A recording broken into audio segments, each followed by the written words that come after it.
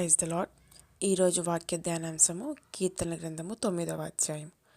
నా పూర్ణ హృదయముతో నేను యెహోవాను స్తుతించెదను. యెహోవా, నీ అద్భుత కార్యములన్నిటినీ నేను వివరించెదను.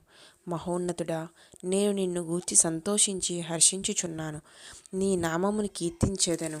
నీవు నా పక్షమున వ్యాజ్యమాడి నాకు న్యాయము తీర్చుచున్నావు.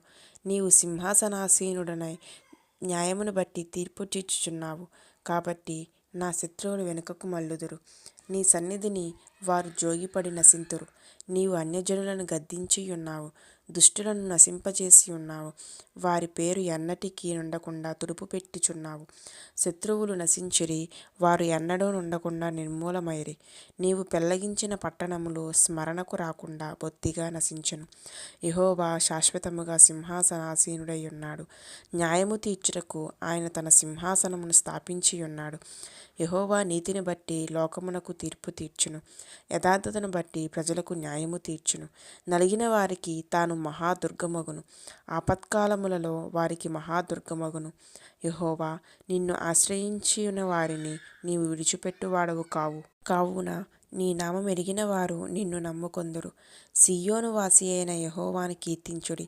ఆయన క్రియలను ప్రజలలో ప్రచురము చేయుడి. ఆయన రక్తాపరాధమును గూర్చి విచారణ చేయునప్పుడు బాధపరచుబడి వారిని జ్ఞాపకము చేసుకొనును. వారి మొరను ఆయన మరువడు. నేను నీ కీర్తి అంతటినీ ప్రసిద్ధి చేయుచు సీయోను కుమార్తె గుమ్మములలో నీ రక్షణను బట్టి హర్షించునట్లు యెహోవా నన్ను కరుణించుము. మరణ ద్వారమున ప్రవేశించకుండా నన్ను ఉద్ధరించువాడా, నన్ను ద్వేషించువారు నాకు కలుగజేయు బాధను చూడుము. తాము త్రవ్విన గుంటలో జనములు మునిగిపోయిరి. తాము ఒడ్డిన వలలో వారు కాలు చిక్కుబడి ఉన్నారు. యెహోవా ప్రత్యక్షమాయెను, ఆయన తీర్పు తీర్చియున్నాడు. దుష్టులు తాము చేసుకొనిన దానిలో చిక్కియున్నారు.